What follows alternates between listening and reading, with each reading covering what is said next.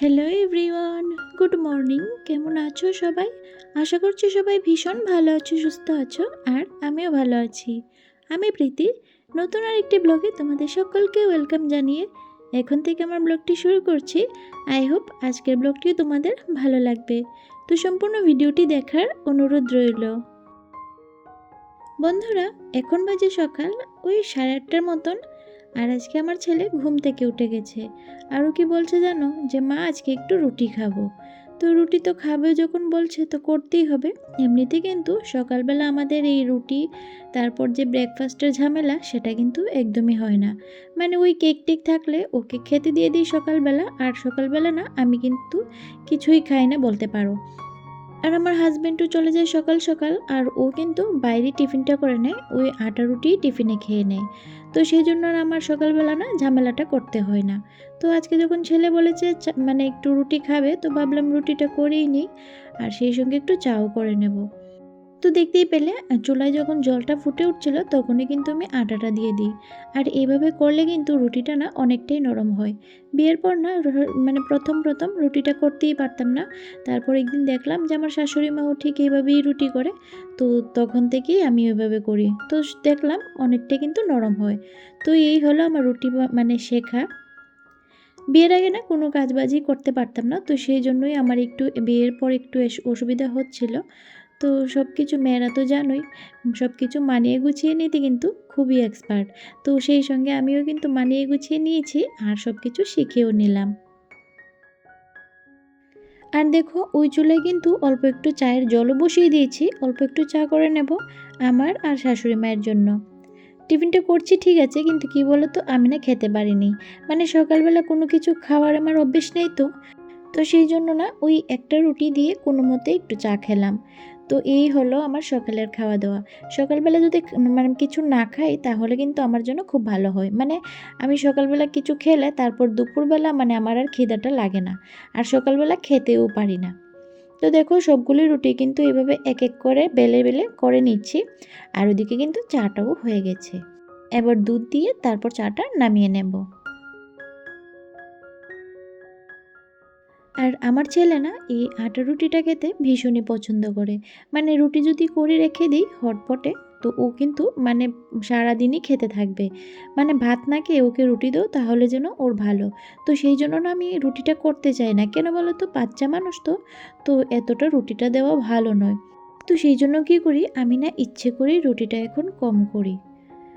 তো তারপর দেখো রুটিটা মানে সকালের টিফিন বানিয়ে এই যে চলে এলাম বেডরুমে। এবার এই ঘরের কাজকর্ম সব কিছু শেষ করে তারপর রান্নাঘরে যাব। তো বিছানাটা সেই মতো গুছিয়ে নিচ্ছি। আর কি হয়েছে জানো, এই যে বেড কাভারটা পেতেছিলাম, আর আমার ছেলে ড্রয়িং করে না বেড কাভারটা একদম নোংরা করে দিয়েছে। তো তারপর এই যে আবার আরেকটা বেড কাভার পেতে দিয়েছিলাম। আর বেড কাভার তো নোংরা হয়েছে, বালিশের কাভার তো নোংরা হয়নি, তো সেই জন্য আর বালিশের কাভার না চেঞ্জ করা হয়নি। তো বিছানা গুছিয়ে নিয়ে এই যে চলে এলাম লিভিং রুমে। এবার লিভিং রুমের কাজগুলিও গুছিয়ে নেব।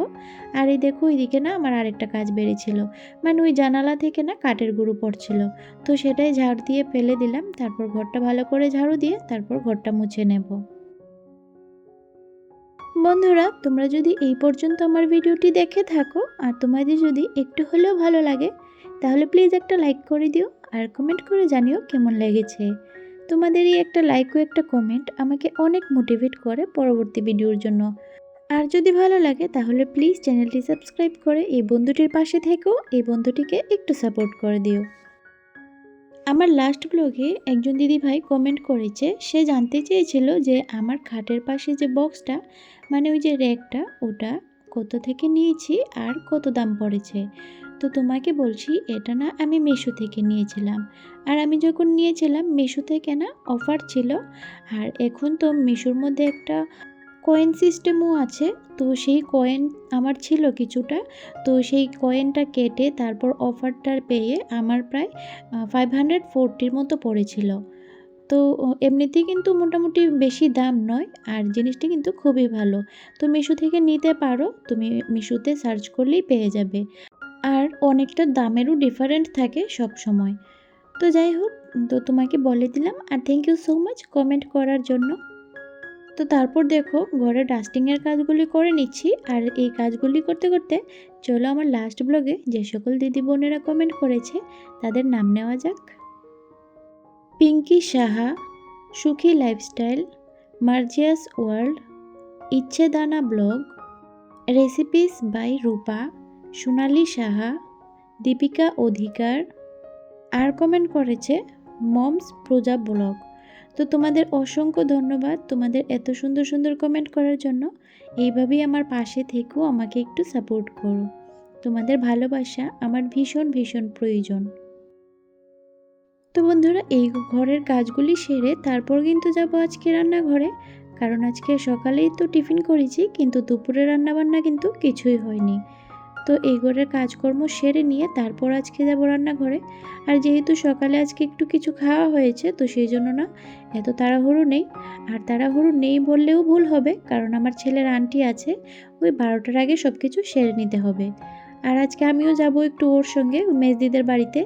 ওর আন্টির বাড়ি মেজদির বাড়ির সঙ্গেই আছে, তো মেজদির বাড়িতে আমি যাব আর ওকে আন্টির বাড়িতে দিয়ে যাব।